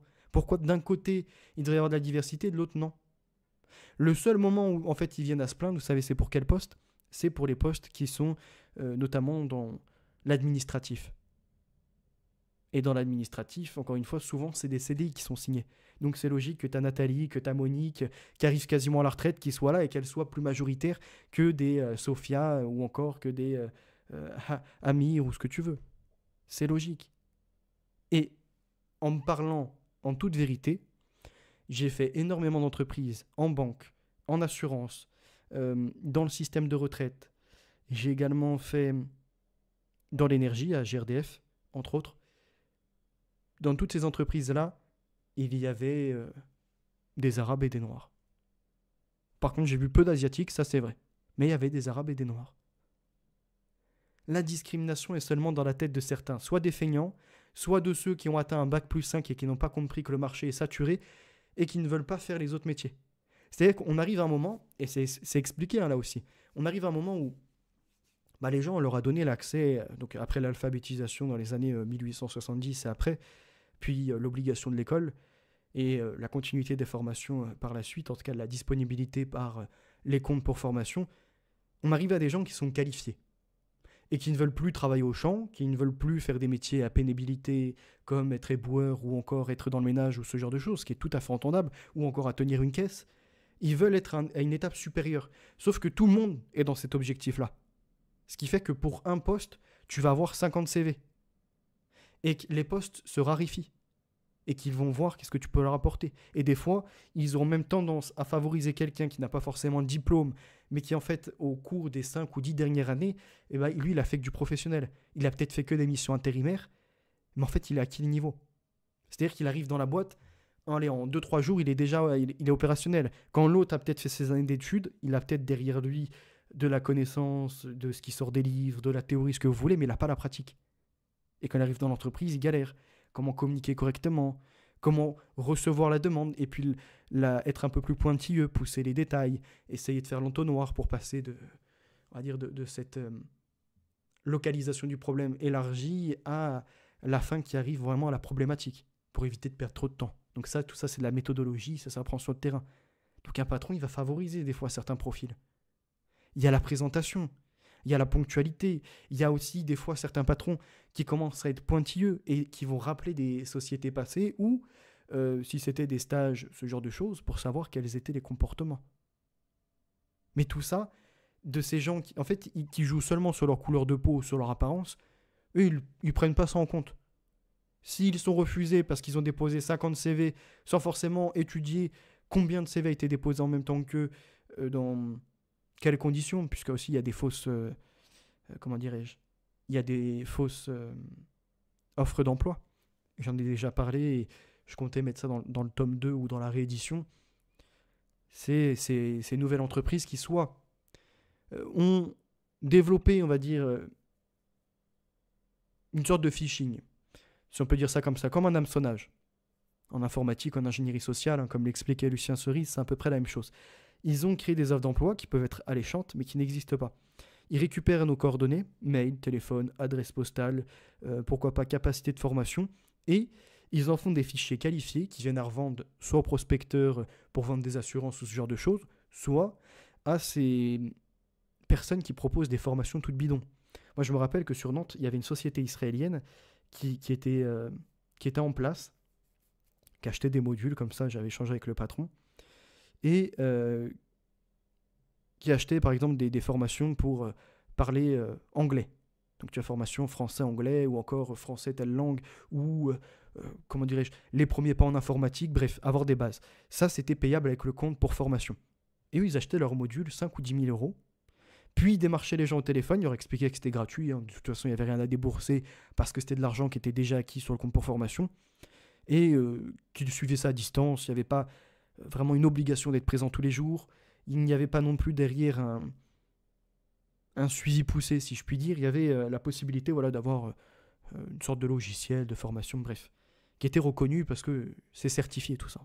Donc derrière, ça obtient pas forcément un diplôme qui est équivalent d'un bac ou ce genre de choses, mais ça obtient un titre certifiant.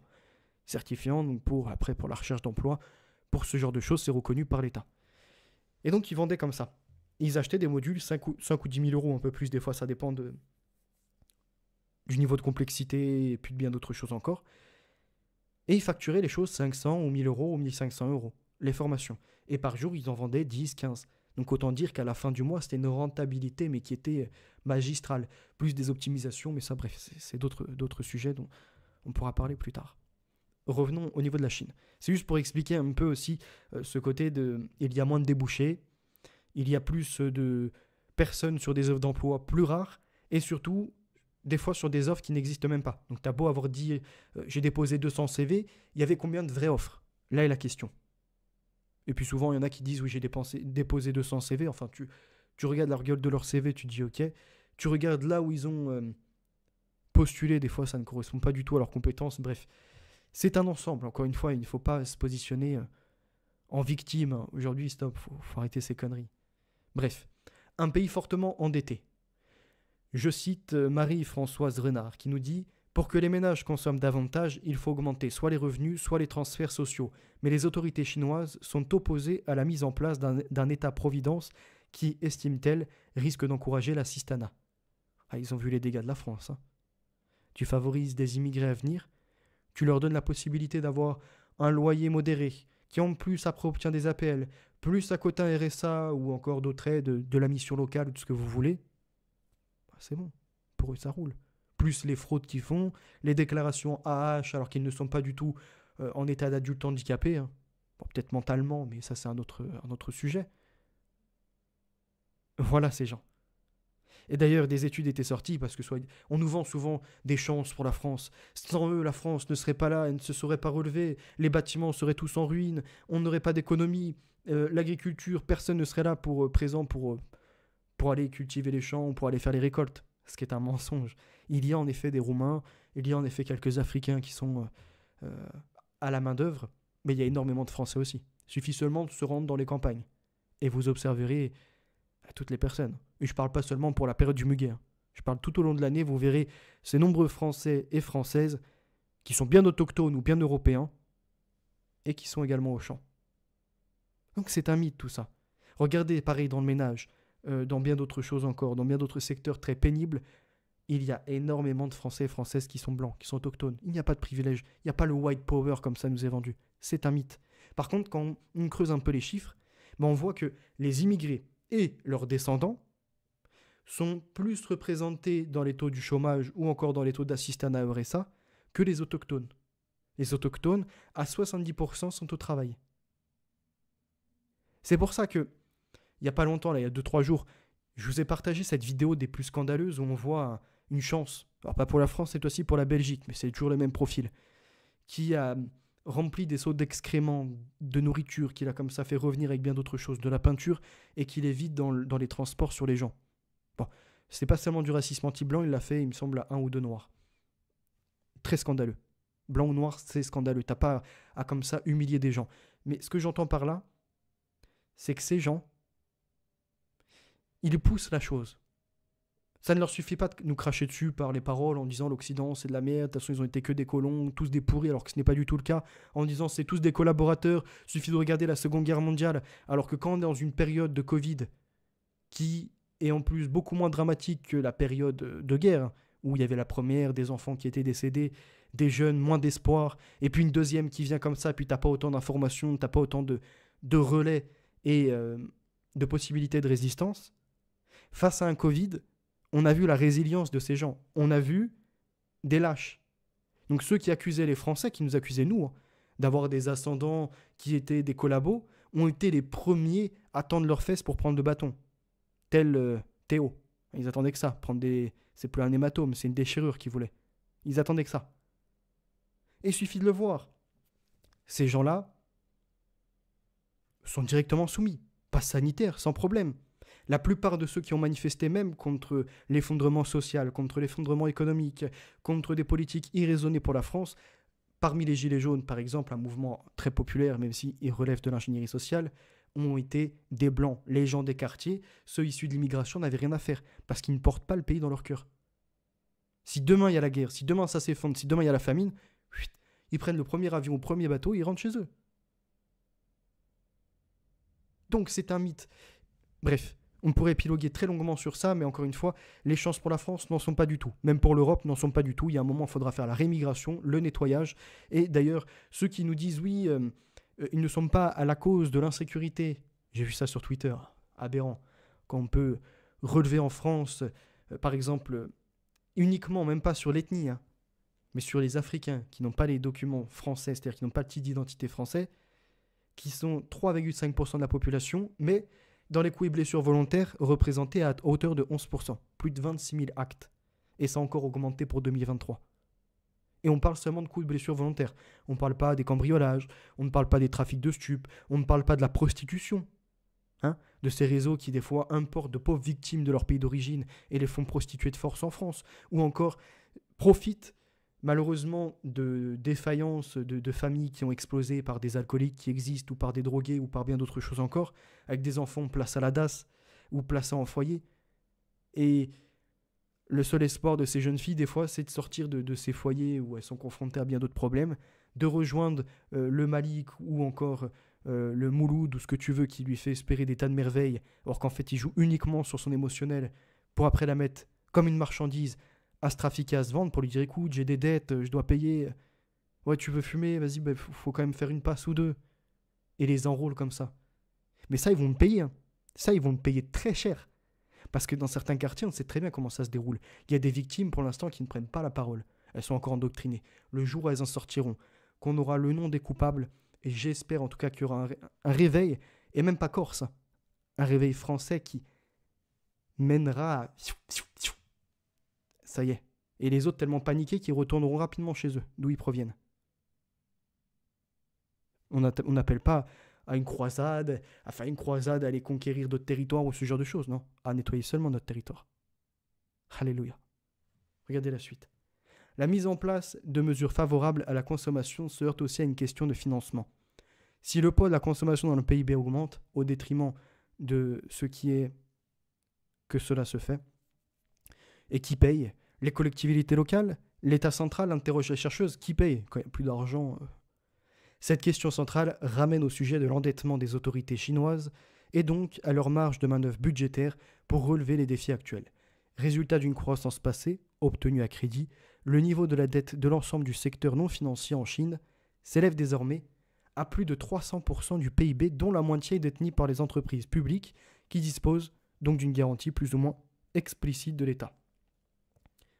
300% du PIB. La moitié par l'État. Donc 150% du produit intérieur brut chinois, qui doit représenter des milliards, une immense manne financière, ils le doivent. On rappelle tous les pays européens là aussi. France, plus de 100% du PIB. Italie, il me semble, 120% si je ne dis point de bêtises. Espagne, dépassant les 100%. Il n'y a que l'Allemagne, il me semble, qui s'en sort assez bien dans cette place d'endettement. Tous les pays sont endettés. Tout est au niveau d'alerte maximale. Qu'est-ce qu'on fait? On continue comme ça pendant des décennies? Il y a un moment, ça va freiner les robinets. Et malgré le fait que ça va m'impacter moi et impacter bien d'autres membres de ma famille ou encore de mes compatriotes, de Français et Françaises, je me réjouis de la situation. Parce que je me dis que tous ceux qui faisaient les beaux, les belles, à profiter là aussi des aides de l'État, des failles qui peuvent exister, ils vont pleurer demain. Quand leur paquet de riz il sera à 10 balles, quand leur bout de viande il sera à 50 balles, ils vont pleurer. Et ça va me faire plaisir. J'appelle pas à ce qu'ils soient en carence alimentaire ou ce genre de choses, mais ça va me faire plaisir. Parce qu'ils ne pourront plus frimer comme ça, oui. Il n'y aura plus l'argent pour leur payer leur transport gratos, il n'y aura plus l'argent pour leur payer leur loyer gratos. C'est fini tout ça. La fin de la récré. Et là, ils vont être là. La France, en fait, elle était bien comme elle était. Ah, ben c'est après que tu réagis. Regardez la suite. Et l'annonce fin octobre d'une émission de dette de 1000 milliards de yens, soit 127 milliards de dollars par Pékin, notamment pour rénover ou protéger les infrastructures menacées par le changement climatique, laisse penser que l'échelon central essaie de pallier l'insoutenabilité de l'endettement local. Et au passage, par cet appauvrissement, ils seront certainement un peu plus nombreux à vivre avec des blattes et avec tous ces insectes. Avec ce qu'ils sont, quoi. Des cafards. Pas des couffards, hein. Des cafards. Entretien. La Chine ne veut pas assumer les responsabilités d'un nouvel ordre international. Pour ne pas dire nouvel ordre mondial, ce qui revient à la même chose. Alors il y a des neuneux sur Internet. Le nouvel ordre mondial, ça n'existe pas, c'est qu'un ordre économique. C'était, c'est et ça sera. Si Macron disait ça, ou encore si, comment il s'appelle, Sarkozy a déclaré ces choses, c'est qu'un ordre économique. Ah bon? Pourtant, quand Sarkozy en parle, il relate également le fait de mixer les couples, en tout cas de se métisser, de détruire quelque part nos codes culturels. Ah bon, ce qu'un ordre économique. Oui, tout ça, ça relève que d'un ordre économique. Ah bon. Des imposteurs, des incapables qui veulent se donner une hauteur de géopoliticiens, géopolitologues. Ils n'en sont rien de tout ça. Ils sont dans une médiocrité, ils se prennent des tannées après tannées. Bref, ça va durer des années, ils le savent. Parce qu'il y en a un notamment qui insulte en public. Et ce qui est drôle, c'est que son seul procédé, c'est même pas de critiquer les contenus que je peux faire, parce qu'en soi, tout est sérieux. Donc c'est de critiquer une de mes tenues vestimentaires, ou l'autre jour, c'était quoi? Alors il y a une de nos... Non, bah, c'est que sur mes tenues vestimentaires, je crois. Ah oui, si. Et du fait que j'ai retiré le livre d'Amazon, alors que je suis en fait en train de le rééditer, pour éviter de prendre certains trucs de droit d'auteur. C'est-à-dire que de base, initialement, au tout début, je l'ai partagé gratuitement par mail. Et puis, il y en a énormément qui me demandaient de l'avoir en format papier. Donc, je l'ai mis au prix minimum, en fait, sans faire de bénéfice. Et après, comme il y a certains passages, même la globalité, qui ne sont pas de ma plume, mais ça, c'était déjà reconnu officiellement sur ma chaîne, avant qu'il y ait une Bourgogne qui se présente sur Internet et qui en vienne à peut-être consommer un peu trop de vin et pour faire une référence à la cuisson et à cette recette, hein, pour jouer un petit jeu de mots, ce personnage-là a pensé à découvrir quelque chose. Sauf que les idiots qui des fois veulent le relayer ou qui pensent qu'il a découvert une chose qui était cachée, se trompent. Parce qu'en fait, ce personnage, je lui ai envoyé en privé les dates, et d'ailleurs, lorsque je vous ai fait un récapitulatif de 2023 pour après passer sur 2024, bah, je vous ai montré les dates des vidéos. Vous avez les dates sur 2 vidéos où je dis bien... notamment une où c'est la présentation d'une partie de ma bibliothèque, et je dis, voyez là, ce qui est allé sur le lit, ce dont je vous parle un peu là, rapidement dans la vidéo, mais qui sera présenté plus tard, bah il y a des grandes parties où j'ai récupéré des paragraphes, et j'ai récupéré l'essentiel. Un peu comme quand je fais les conseils de lecture, sur par exemple 200 ou 300 pages, je vous récupère les 50 pages, on va dire peut-être un peu moins, des fois ça dépend des livres, en tout cas de ce qui me parle, de ce qui est essentiel dedans, et après je les recoupe avec d'autres livres, moi dehors. Ce qui me permet de faire des liens, ce qui me permet de faire des analyses. Une analyse, c'est ça. C'est pouvoir, à un moment, à un instant, récupérer ce que tu as de savoir, toutes tes sources, et pouvoir les recroiser, pouvoir les dynamiser un peu. Donc ce que je fais. Quand d'autres veulent se targuer d'avoir des propres analyses qui n'auraient été partagées par personne. C'est comme si on utilisait un langage, là en l'occurrence le français, et on se jetait de fleurs en disant bah, « je suis à l'origine de ce mot ». Ou je suis à l'origine de la langue. C'est un mensonge. Ce n'est pas parce que tu la parles que tu en es à l'origine. C'est pour ça que d'ailleurs, même pour les écrivains ou ce genre de choses, ma référence ultime, si je puis dire, c'est Aldous Huxley. Dans son livre, il te dit nul livre n'est l'inspiration que d'un seul homme. Et d'ailleurs, dedans, il nous met une petite piste en nous expliquant que ce qu'il met dedans, c'est certainement issu d'échanges avec d'autres, de réalités qui existent par des scientifiques, par des politiques qui doivent être menées, par des correspondances en fait. Il y a une toute petite partie qui est de sa plume, mais la majorité des choses sont des faits dont il a entendu parler ou en tout cas où il a échangé. Quand tu t'exprimes sur un sujet d'actualité, sur la Chine, quand tu viens parler d'une religion, quand tu viens parler de politique, peu importe, tu n'en parles pas de toi-même, de ton propre savoir. Tu en parles des données qui t'ont été rendues disponibles à un certain moment. Et donc tu as un certain prisme. Tu as une réalité. Tu n'as pas la vérité, tu as une réalité. Tu es sur un pan, sur un certain degré de la chose. Mais il y en a qui veulent... Enfin, ils ont trop d'orgueil. Puis l'orgueil, on sait très bien où ça mène, hein, pour certains, au cercueil. Bref, regardez la suite. La Chine ne veut pas assumer les responsabilités d'un nouvel ordre international. En somme, dans cette vision, la Chine se satisferait d'un ordre international fragmenté, inefficace, à bas coût, avec cependant un élément auquel elle tient avant tout, la liberté des échanges commerciaux telle qu'elle a été mise en place par l'Organisation mondiale du commerce. Parce qu'elle est le premier exportateur mondial avec un excédent gigantesque et qu'elle a donc besoin de règles commerciales qui soient suivies. Mais on peut aujourd'hui se reposer la question de savoir quelles sont ses ambitions réelles. Car ce qui était jusqu'ici un front de refus, du refus est devenu une quasi-alliance, en raison notamment du rapprochement avec la Russie, à la faveur de la guerre en Ukraine, et en outre, la Chine est de plus en plus présente dans les institutions internationales où elle exerce une influence considérable. On rappelle que tout à l'heure, il était question de l'alliance BRICS, Brésil, Russie, Inde, Chine, South Africa, qui initialement, avant d'être 5, était plus précisément 4, il me semble. C'était les BRICS, puis après l'Afrique du Sud qui s'est ajoutée. Et maintenant, 5 nouveaux pays. Voilà les 10 cornes réunies pour un royaume du califat. Même si derrière ce jargon, on a du mal à trouver des propositions très concrètes. Elle semble hésiter à incarner un ordre international différent. En tout état de cause, elle continue de refuser d'en assumer les responsabilités. Aujourd'hui, confrontation magistrale entre le dollar et le yuan. Aujourd'hui, le yuan gagne du terrain, mais le billet vert reste dominant. Pour combien de temps? Telle est la question. La monnaie chinoise pourrait-elle supplanter le dollar? La marque universelle. L'économie universelle qui s'impose surtout. C'est possible.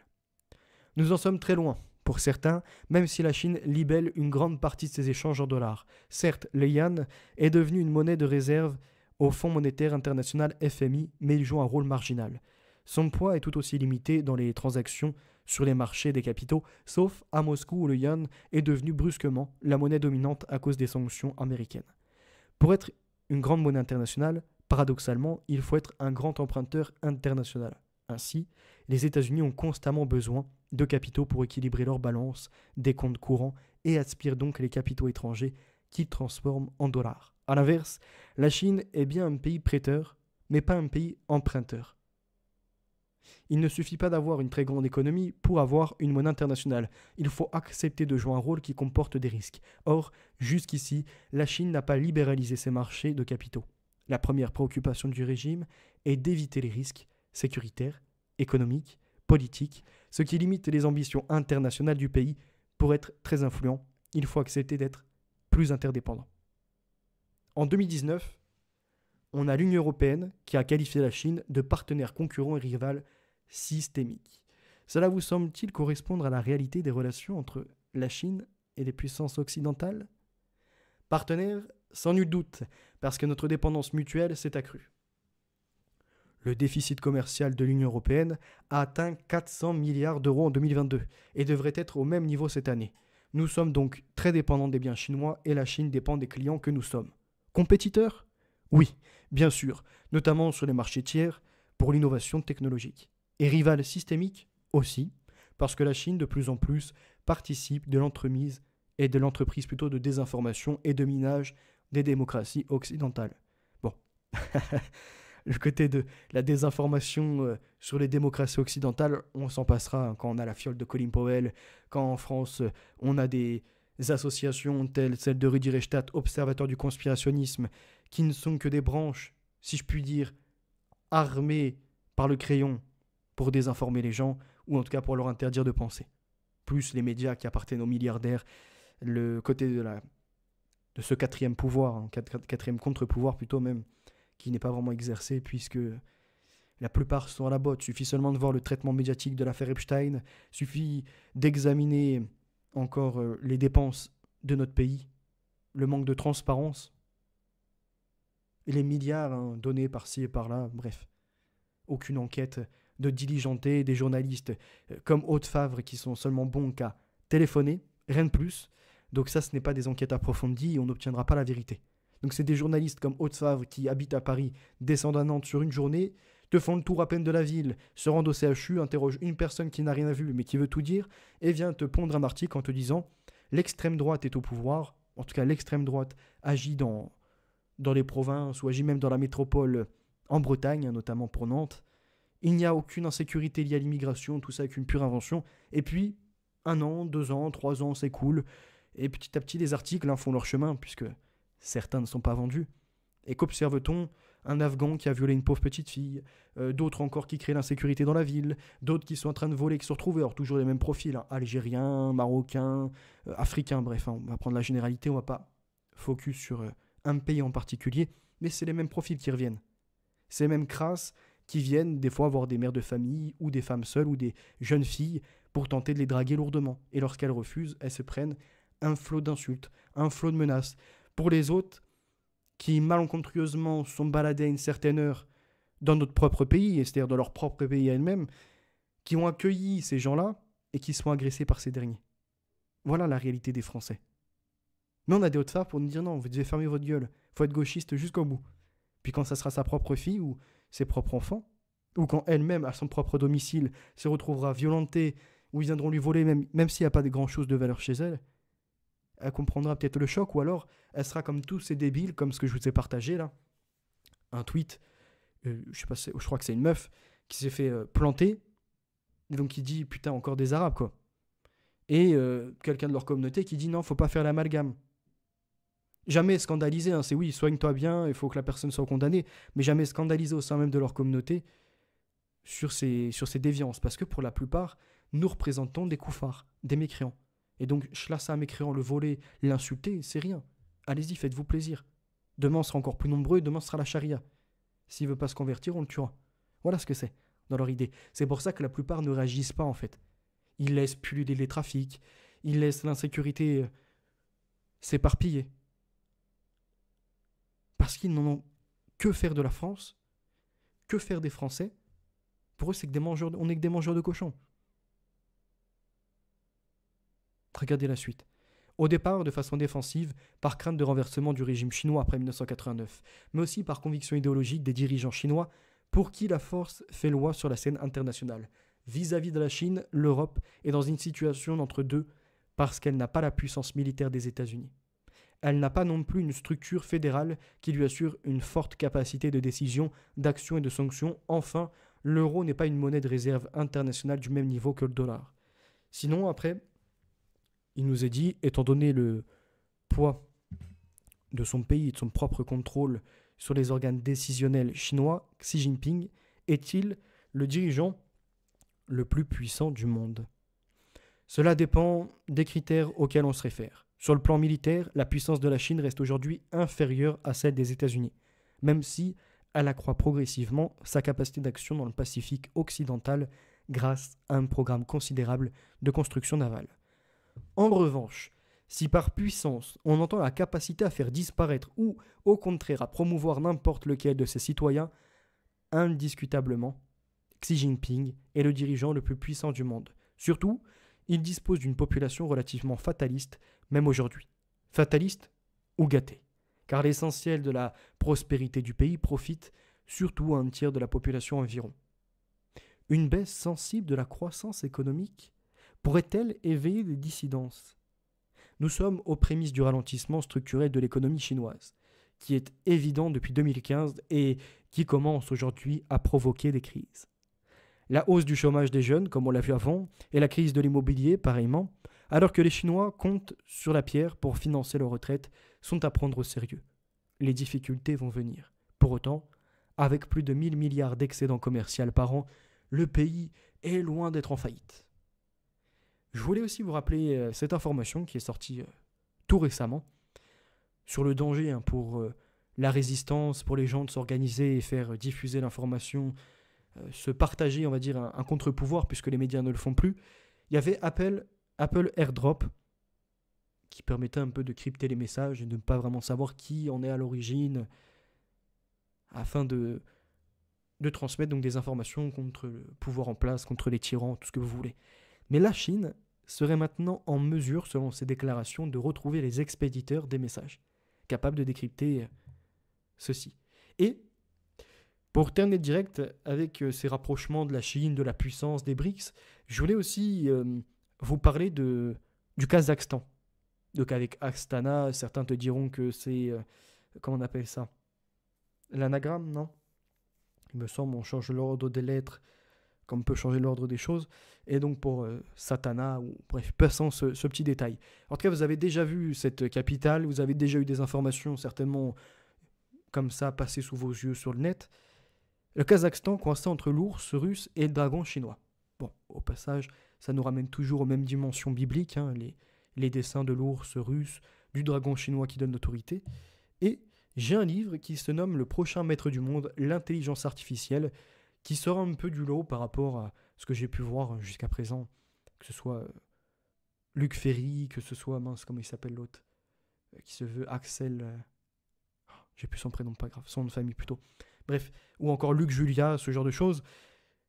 Celui-ci sort du lot, je vous le présenterai d'ici quelques semaines, après avoir traité donc l'esclavage, en revenant déjà sur la base de l'esclavage, hein, qui n'a pas lieu en Europe initialement, mais est bien plutôt dans les contrées africaines, en Égypte et puis dans d'autres pays encore.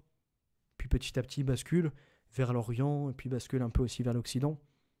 Et après une continuité de l'atrocité, de posséder des êtres humains, non pas en serviteurs que tu rémunères comme tels, mais vraiment en esclaves au sens même, jusqu'au point pour certains de les castrer, au point de les persécuter, de les fouetter.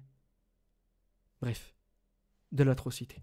Si vous appréciez les contenus, vous êtes toujours libre de vous abonner, soit sous la vidéo, là, soit en vous rendant sur ma page principale, en mettant un like, en activant les cloches de notification, parce que j'ai vu que très peu pour l'instant ont fait le jeu d'activer la cloche de notif. Après, vous pouvez personnaliser pour ne pas être averti de l'espace communauté où je mets souvent des posts à titre humoristique ou encore à titre un peu colérique, si je puis dire, ou en exposant des faits par ces chances pour la France, des gauchistes qui nous disent toujours qu'on importe du bonheur des travailleurs, mais lorsqu'on veut établir des stats ethniques, sont les premiers à tourner talon. Bref, la vérité est notre avenir. Vous avez plusieurs playlists, que ce soit les analyses, les actualités, les conseils de lecture, des réflexions, ou encore des sujets plus scandaleux comme la pédocriminalité, d'autres plus dans la remise sur le droit chemin et puis des paires de claques qui sont distribuées à tout va dans les imposteurs intellectuels, dont le Alix Sapor, hein, qui il en a pris des taloches hein, entre ses propos sur les chemtrails avec des morceaux de bébé, ou encore ses folies, le nouvel ordre mondial n'existe pas, ou lorsqu'il se prend pour un professeur, alors qu'il dit des énormités sur ce qu'est le sionisme et sur la géopolitique. Bref, il en a pris des paquets de claques. Si vous voulez aller rire un peu, vous pourrez retrouver ça. Lui, de son côté, les seules réponses qu'il a pu émettre face à tant de réalités, et je lui ai mis au devant de la scène. Je lui dis, regarde-toi dans le miroir. Ça l'a marqué. Aujourd'hui, il en reparle encore. De se regarder dans le miroir et de voir l'ordure qu'il devenait et qu'il est toujours pour l'instant. Et surtout, de ces gens qui se disent patriotes, un sujet que je ferai prochainement, alors qu'ils vivent au crochet des autres. En plus de vivre par l'assistanat des aides qui existent, ils demandent des dons. Pourquoi ? Parce qu'ils analysent un peu l'actualité en faisant des 3 blabla sur Internet. Ces mêmes gens qui aujourd'hui sont enterrés carrément, ils ont creusé, hein, maintenant ils sont enterrés, à parler comme s'ils pouvaient avoir des partenaires. Bon, toute personne avisée, toute personne élevée un petit peu intellectuellement, hein. Je ne parle pas de gens au-delà de 90 déjà de quotient intellectuel, ce qui n'est pas grand-chose, hein, peut comprendre que partenaire, c'est obtenir de la visibilité, obtenir des gens, faites de la prospection, donc obtenir des gens qui sont capables de passer à l'achat. La prospection auprès de personnes qui répondent d'ailleurs à certains. C'est-à-dire qu'un placement de produit, une personne qui vend des plantes ne va pas aller s'allier à quelqu'un qui te parle de dernière technologie, d'informatique ou de ce genre de choses. Ça n'a pas d'intérêt. Et bah, ce type-là, donc ce Alix Apport, vous laisse croire qu'il pourrait obtenir des partenaires et que le seul moyen qui reste indépendant, c'est d'obtenir des financements par des dons. Mais déjà, demandez-lui juste de faire 2-3 demandes de partenaires, vous allez voir la réponse des entreprises. Ah, désolé, le mongol, si c'est pour parler de bits sur des directs ou encore avoir des propos graveleux, nous ne voulons pas une mauvaise image de notre marque. Donc il se ferait rapidement rembarrer, et c'est très bien. C'est pour ça que j'ai dit que souvent il vit par procuration. À l'époque, déjà, j'avais sorti des vidéos où, par procuration, il vivait sur les biens de sa femme, enfin de son ex-femme. Il vivait par procuration, actuellement encore, par son patron qui peut lui prêter des voitures ou encore le faire travailler au champ. Non, soit tout ça ne lui appartient en rien, c'est de l'illusion. Il va y travailler pendant 1 an, 2 ans, 3 ans, le jour où ce personnage-là en aura marre de ce graveleux type, et bah, il passera au suivant, où il fera ça lui-même, et il n'aura plus rien. C'est des imposteurs intellectuels. Et, malgré le fait qu'ils prennent des baffes, malgré le fait que la réalité lui soit exposée et qu'ils viennent quand même à se remettre en question, ils n'avancent pas. Donc oui, étant plus jeune, tu as beau avoir un demi-siècle quasiment, rien n'y fait pour l'instant. Trouve la voie du travail. Parce que là, tes enfants, quand ils vont grandir, plus tard, que vont-ils observer sur Internet ?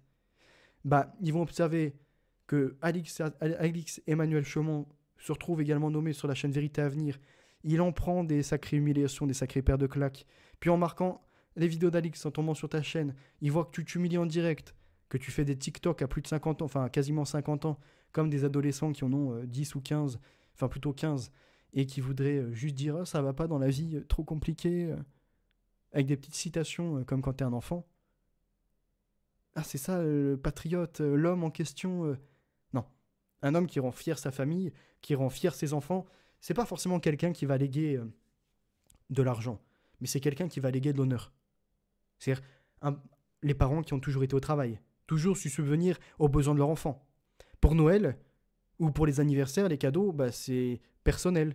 C'est pas demander à des inconnus sur Internet de venir envoyer faites des cadeaux pour mes enfants, s'il vous plaît. Je suis incapable de m'en occuper, incapable de gérer dans ma vie et d'obtenir un métier pour revenir à leurs besoins. Voilà. Donc, maintenant, quand tu dis souvent il faut rester à sa place, et que tu as tenté de me dire que j'étais en train de décoller à la Dédale et Icare et qu'à un moment ou un autre, pouf, perdant les ailes, j'allais retourner dans le labyrinthe, en fait, j'ai toujours eu les pieds sur terre, hein, j'ai l'humilité. Je sais me remettre en question, j'ai l'autocritique, j'ai les débats ouverts avec tous. Quand toi, t'es pris dans tes ébats. Et il va peut-être falloir stopper ça, hein, parce que il me semble qu'à un moment, c'est la sénescence. Et petit à petit, tu tombes dedans. Et grisonnant, tu n'es plus rayonnant. Tu commences à être repoussant. Tu vois, je peux même faire ça dans les rimes, si tu veux, pour te mettre KO. Parce que tu aurais du mal. Parce que des fois, même toi, te prétendant, en ayant fait des écoles françaises hautement qualifiées, alors que tu as juste fait un collège, rien de plus, quand on marque ce que tu sors en référence, et surtout, par tes propos qui ne tiennent même pas une langue de Molière correctement. C'est là où tu en deviens délétère. Alors tu as beau vouloir remettre les pieds à terre et les mains à la terre, pour l'instant, rien n'y fait. Le cerveau a peut-être besoin d'une connexion au créateur, d'être guidé. Les erreurs sont possibles, mais à un moment, il faut reprendre en main son destin. Parce qu'après, ce n'est plus une erreur, c'est de la volonté de se nuire et de détruire. Bref, merci d'être passé. Merci d'avoir écouté. Hervdon, excellente soirée. Et vous pouvez donc partager la petite flèche du bas sur différents réseaux, en créant des posts ou en utilisant l'URL et en la basculant sur mail ou ce que vous voulez. Merci d'avoir été présent. N'oubliez pas la vérité et l'avenir, les valeurs sont ancrées, la victoire assurée, et on se retrouve ce week-end. Ciao.